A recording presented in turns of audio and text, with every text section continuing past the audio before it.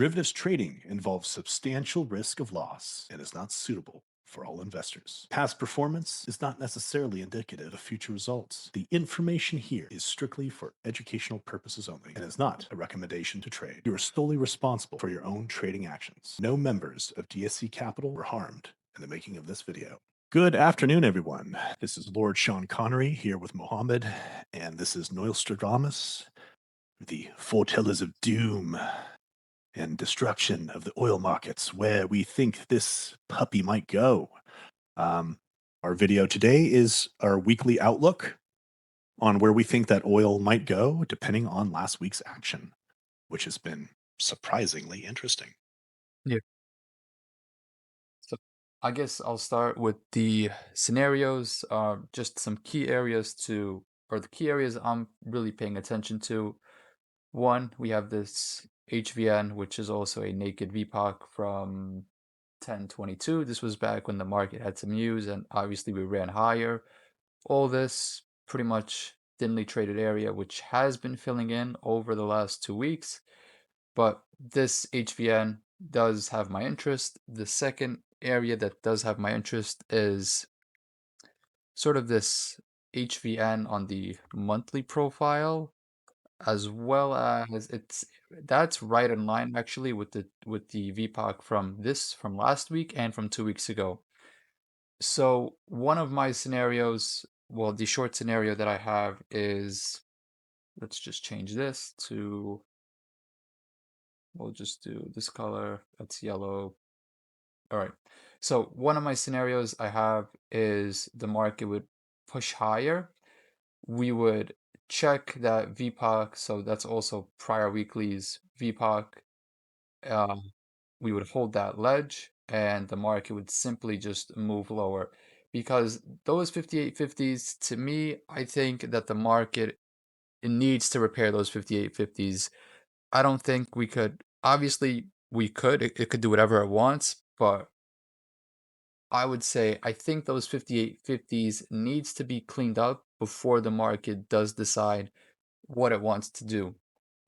Now, if it doesn't end up holding this mini distribution and it just breaks through like this low volume area, then we have some defects below, and there's also a little bit of a HBN down here, and it could just gravitate towards that HBN.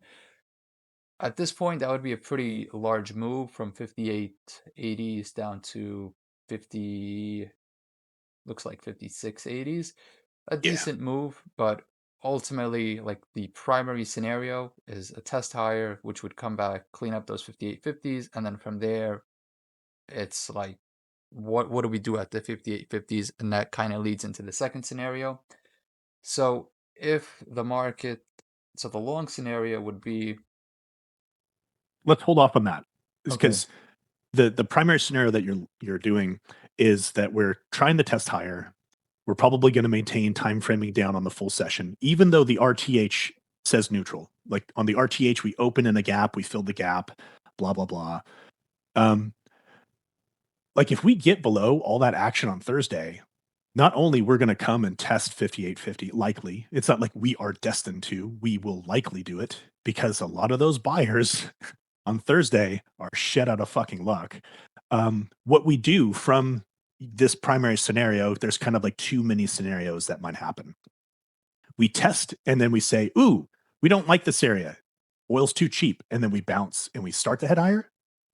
Or we kind of gravitate, hold, and we have to explore lower down to where we had that pretty big pivot on the 19th and the 20th, where we took out the last week's low at 56.15. We had a swift rejection at 55.96, and then we built that higher low at 56.35, and that's when we got that SPR news that they were, opening up the gates of refilling with 1 million barrels of oil. So, that this primary scenario has two possibilities to it. We either come in and check that 5850 and then do something, as in, no, we don't like this area. We'll come back up. Or we just sit there and then actually explore lower.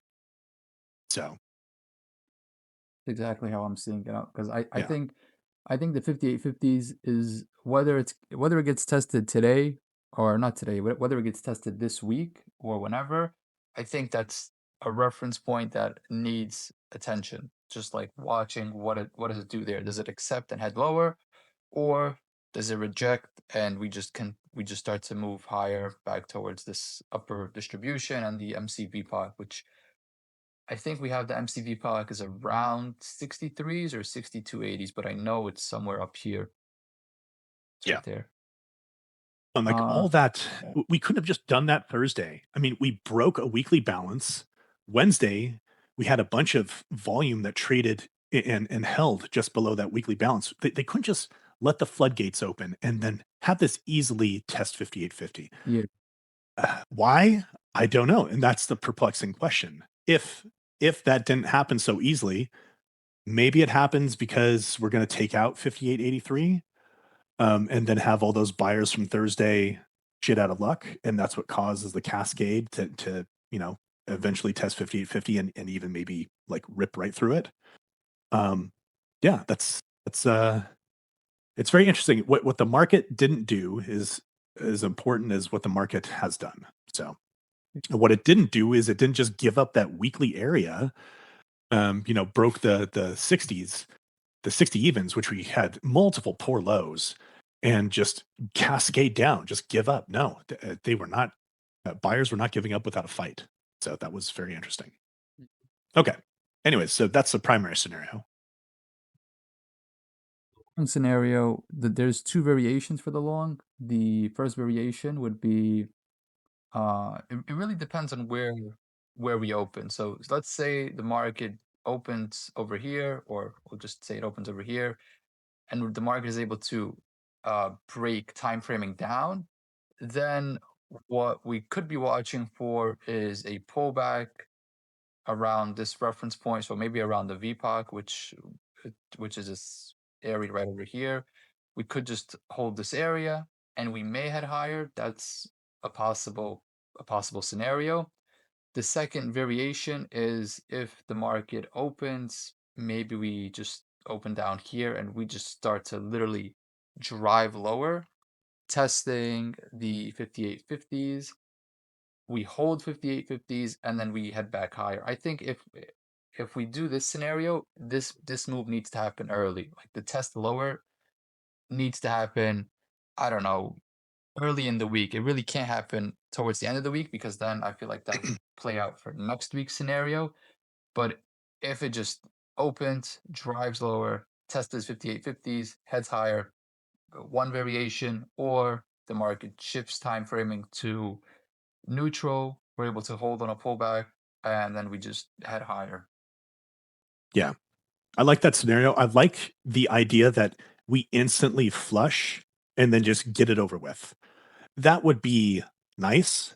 It would also be against the grain for taking a long because then you'd see, oh shit, the market's still time frame down. I don't know if I could take a long. But then if you see something, if there's something evident that, maybe there's a lack of participation as we come down in the 5850s and the market kind of shows disinterest by, like selling drying up and buyers stepping up, just order flow in terms of the sell side, just there's no longer any interest to drive it lower and there's a good character shift of the participation, that could be a really juicy long. It's like we're playing a war between gravitational poles. We want to see who's going to perform the slingshot effect and who's going to go ahead and make this thing turn.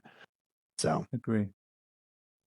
I mean, those are pretty much my scenarios. I don't know, Rob, do you have anything else you want to add, or should we just wrap it up not, over here? not really. Actually, I wanted to add in because you and I have very pretty much the same scenarios, especially the variants. So the nice part is, I also just got to add what I needed to add as we talked about those. Yeah, Um, yeah. And we also have Veterans Day. So then the EIA is going to be on Thursday versus Wednesday. The API is going to be on Wednesday versus Tuesday. Um, and I think we're going to have rollover coming up soon. I have to check the calendar, but that's something that we also have to take a look at. yep. But yeah, this will be a very interesting week indeed to see where this is going to go. Maybe oil in the long term wants to head lower. Uh, There could be some news that comes out. I know that last week we had Syria buying 7 million barrels of oil compared to ours, just the US refilling the SPR with a paltry 1 million barrels. And when you think of 1 million barrels, that's 1,000 contracts.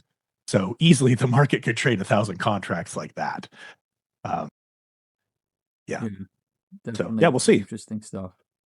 Yeah. But let's wrap up the video. There's nothing really much to go on over here, but yeah, those are the scenarios. Let's see what happens, and yeah, hope it all comes to fruition. It was really nice to see last week our primary and our secondary worked, and Yeah. then eventually, yeah, the secondary was the one that was the winner chicken dinner. So, there were two opportunities for us to play both, and they did both. They both did pretty well. It's just that God, for that secondary, just get into the 5850. Come on, just get it done. But whatever, it's fine.